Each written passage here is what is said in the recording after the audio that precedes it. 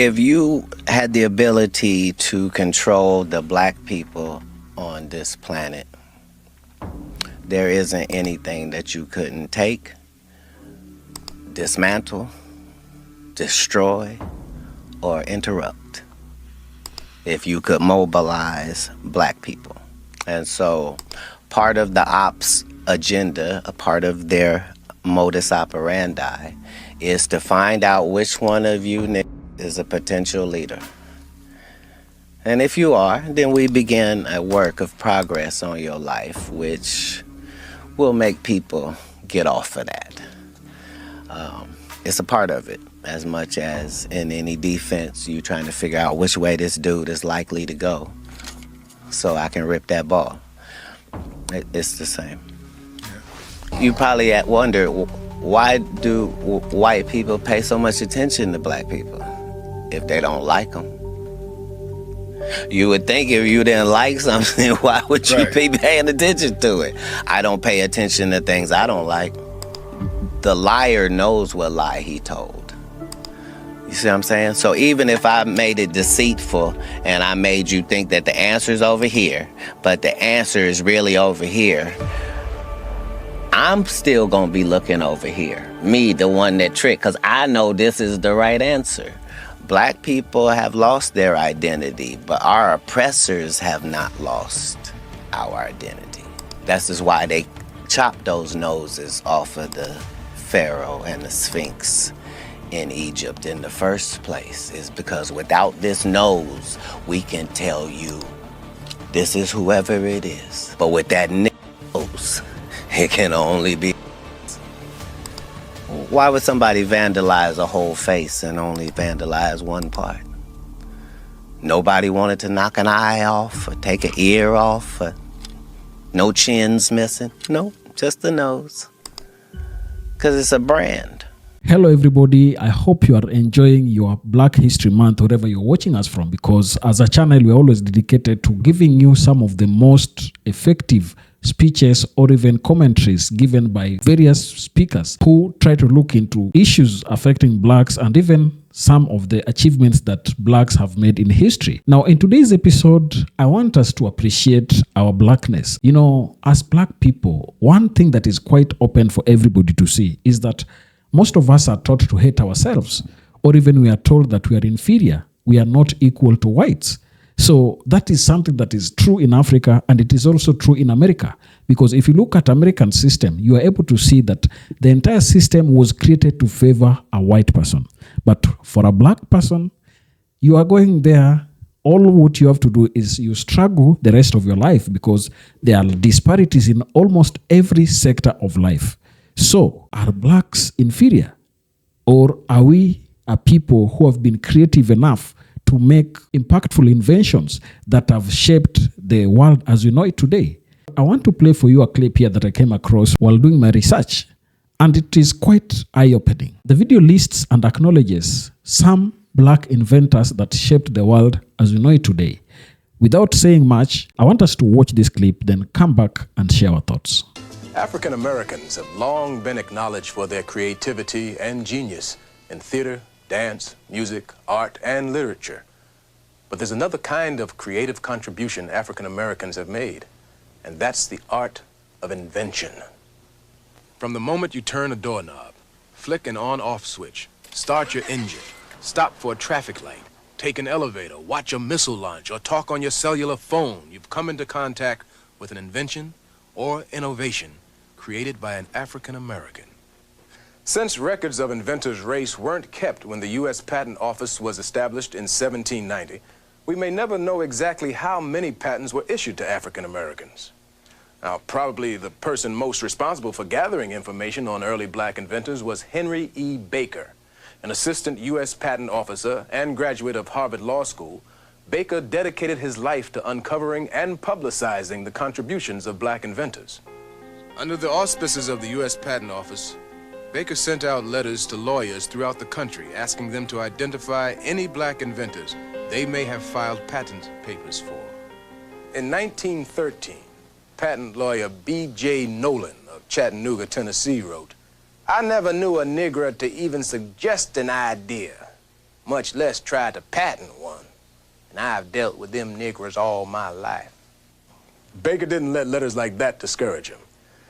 By the time of his death, his work produced 4 massive volumes and uncovered some remarkable inventions patented by black men and women.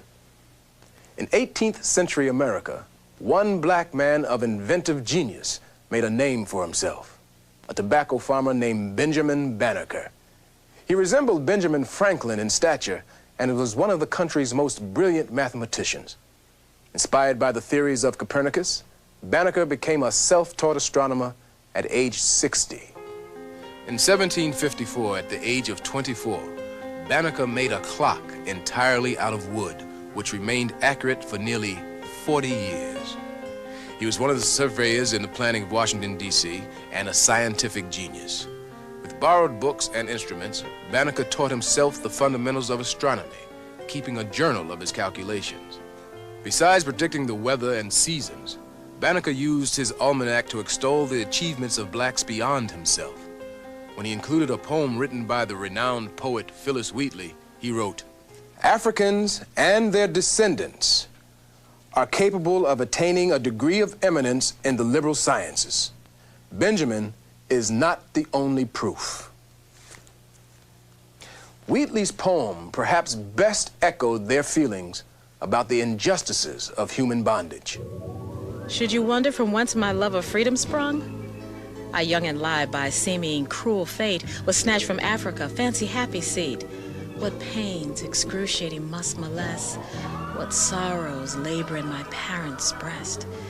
Steeled was that, should and by no misery moved, that from a father sees this babe beloved. Such my case.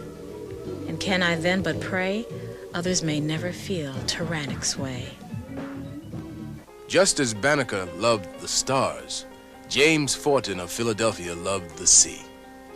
One of the original abolitionist leaders, Forten invented a device around 1800 that aided in the control of sails on ships. He amassed a fortune, built his own sail factory, and worked on the Underground Railroad helping slaves to escape. There's an African proverb that says, "As the wound inflames the finger, so thought inflames the mind." And despite their circumstances, slaves created a number of inventions before the Civil War. Until they were considered citizens, however, African-American inventors were ignored, prohibited from securing patents, or slave owners took credit for their discoveries. Such was almost the case of Benjamin Montgomery of Virginia, who invented a propeller specifically designed for river steamboats. Montgomery was owned by Joseph Davis, brother of Jefferson Davis, the future president of the Confederacy. Now, when the brothers tried to patent Montgomery's propeller, Attorney General Jeremiah S. Black enacted a decision in 1858 that prohibited owners from doing so. So, as a result, any slave invention during the next 12 years went undocumented. Before the Civil War, a free black man named Norbert Rilot from New Orleans revolutionized the sugar industry in a bittersweet story. Born on a plantation and educated as an engineer in Paris, Rilot gave the world its biggest economic sugar fix.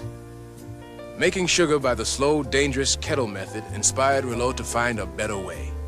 And on August 26, 1843, he received his first patent for his sugar refining process, or the multiple effect vacuum evaporator, which turns sugar juice into a fine grade of white sugar crystals. Rilot became a wealthy and influential man in New Orleans, but was still subjected to oppressive race laws. When he was told he'd have to carry a pass to move about the city, Rilot decided to leave America forever and return to France. France's gain was surely America's loss.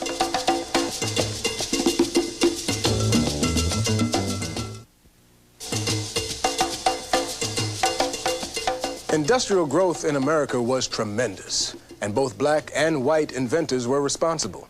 By 1870, the patent restraints for blacks had been lifted and signaled an explosion of inventions to come. One of those inventions was from Jan Metzelliger, a black immigrant from New Guinea who settled in Lynn, Massachusetts, the center of the shoemaking industry. Now, his invention revolutionized the shoe manufacturing industry and created thousands of jobs. Finally came a century later when a postage stamp commemorated his name and a bridge in his honor was dedicated in his hometown of Lynn, Massachusetts. Folklore as well.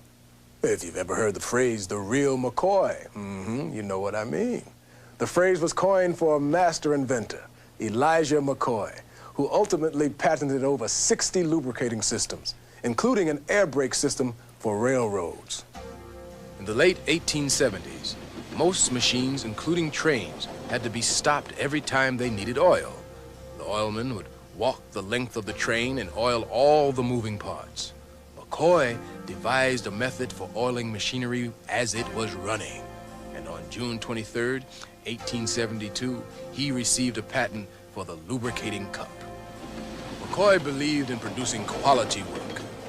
As a result, his lubricating system was used on locomotives, machinery in factories, and on engines of transatlantic steamships around the world. McCoy's system was so effective that buyers of new machinery would ask the sellers, "Does the equipment have the real McCoy?" If it didn't, they wouldn't buy it. So if you want the genuine article, the real thing, just ask for the real McCoy. In a country that still had the feeling that the oppressed race had contributed little or nothing, African Americans began to catch the public's attention. Exhibits at the 1895 Atlanta Exposition and the 1907 Jamestown Exposition gave black inventors the opportunity to showcase their accomplishments. On the flip side, in 1896, the Supreme Court ruled in Plessy versus Ferguson that separate but equal facilities for whites and blacks was constitutional, which marked the beginning of Jim Crow laws and legalized segregation. Despite the trials and stresses of life, people enjoyed their recreational time, and hobbies were springboards for inventions. Now, take, for instance, dentist George Grant. He loved playing golf. And on December 12, 1899, he received a patent for an object that golfers have been using ever since: the golf tee. Before Grant's inventions, players would form cone-shaped mounds of sand with their fingers on which the ball sat.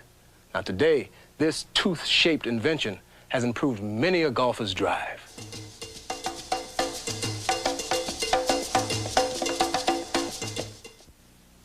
Just as today's technological revolution celebrates the super information highway, the second half of the 19th century centered around its new age power: electricity.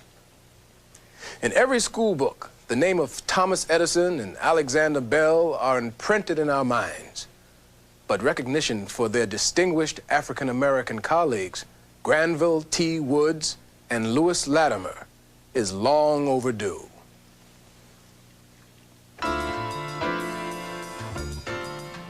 Lewis Latimer was a self-made man who became a pioneer in the development of electricity. He drafted the original plans for Alexander Bell's telephone and made significant contributions to the success of both Thomas Edison and Hiram Maxim, Edison's competitor. While employed with Maxim, Latimer perfected Edison's light bulb by making improvements in the incandescent electric lamp in 1882.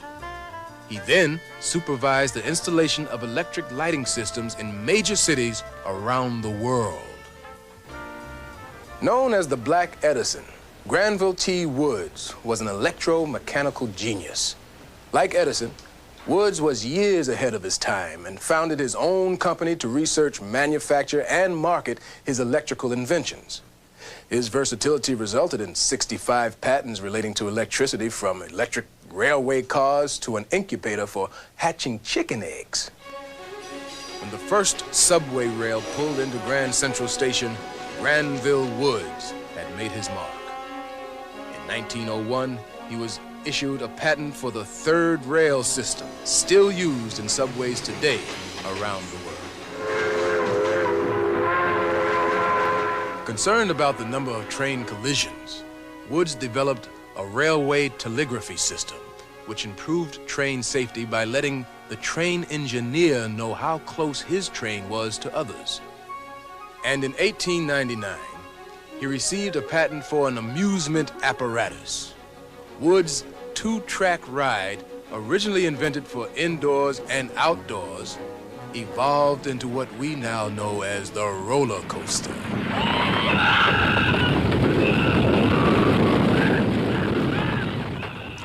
Woods' inventions caught the public's attention when he won 2 legal disputes against Edison.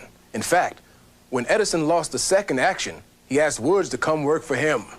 But Woods, whose patents were bought by General Electric, Bell Telephone, and Westinghouse, decided to remain on his own. By the turn of the century, a surge of inventions was well underway.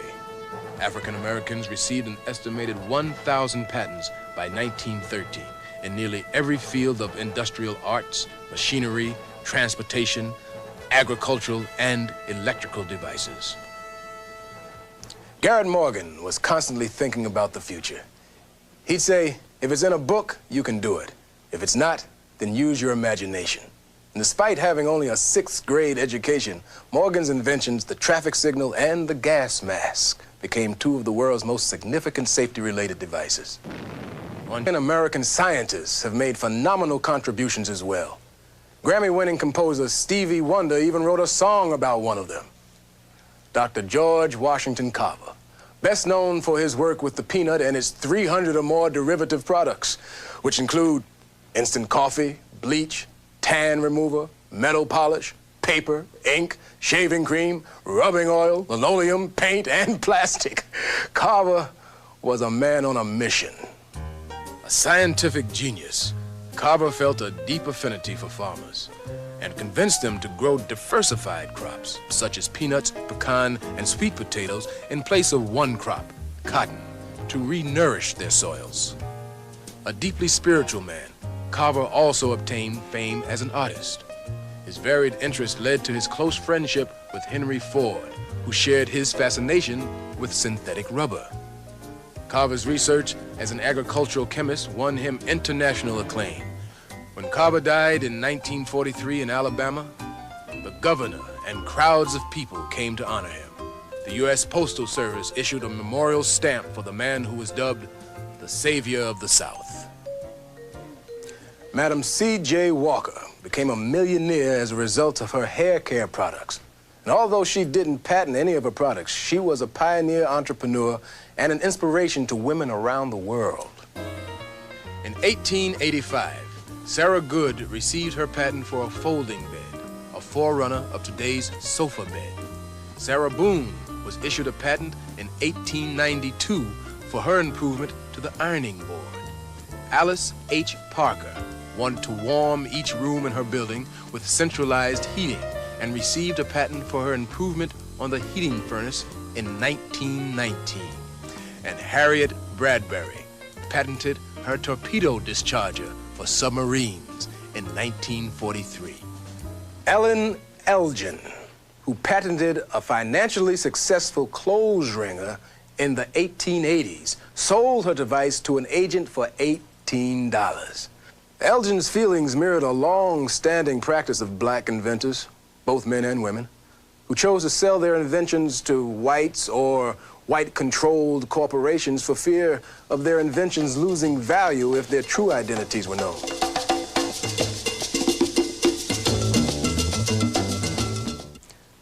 The contributions inventors and scientists have made is tremendous. As we look to the future, there are 2 African Americans who are continuing that creativity. Take the case of ophthalmologist Dr. Patricia Bath, who in 1988 received a patent for the laser phacoprobe. Now, that's a device that removes cataracts. Dr. Bath holds the patents for her inventions in Japan, Canada, Europe, and the United States. I was once referred a very difficult and challenging case of a blind woman. I spent many nights thinking and planning her surgery. And then, by divine inspiration, an idea occurred of a new way to remove cataracts using a fiber-guided laser I realized that this technique was a great improvement in cataract surgery. I then conducted some research studies in Berlin, and it was at that point that I developed my first of many prototypes of the laser phaco probe. As a black woman surgeon, it's very difficult to overcome some of the stereotypic impressions of male colleagues. When I joined the faculty of UCLA in 1974, I was the first woman faculty member in the Department of Ophthalmology. I imagine my colleagues did not feel that I could be equally gifted and skilled. However, I now accept the challenge because it made me struggle to be the very best. Engineer Lonnie Johnson strikes a chord of success in two very different worlds with his invention. I've been an inventor all my life. As long as I can remember, I have been tinkering and making things work. So I decided to do a water gun or something simple that most people could appreciate and use the revenues from that invention as a stepping stone to allow me to do some of my more challenging ideas.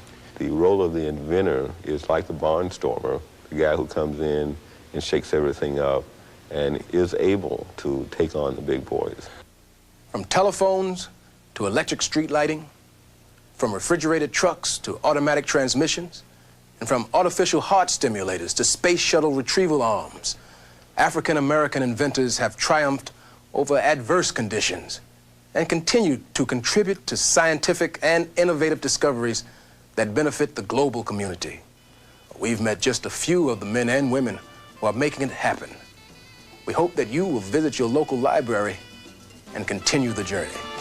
Now that is just a tip of the iceberg. It's just a small portion of the black discoveries and inventions that happened. And I think with more research, we're able to unearth many of them that have always not been talked about in the public limelight. And I think as blacks, we need to be proud of ourselves. We are the greatest that ever existed. And that is why at all times we need to really know who we are and why we are doing certain things. So question is, why is it that most of the history of inventions and discoveries that blacks made is not just put to the fore? It's not publicized easily. You have to go dig deeper to get them. It is because they want us to feel inferior at all times. They want us to know that we don't have what it takes to be called human beings. The suppression of black inventions and achievements throughout history is deliberate byproduct of systemic racism designed to maintain economic, social, and political dominance by white power structures. Enslavement in the United States stripped millions of Africans of their autonomy, reducing ingenious individuals to property whose labor and intellect enriched others. During slavery, black inventors like those who devised agricultural tools or improved plantational techniques rarely received credit. Their contributions were either claimed by enslavers or dismissed as unremarkable. This erasure established a precedent of denying black people recognition, ensuring their innovations remained invisible. Post-emancipation, Jim Crow laws and segregation entrenched the suppression further.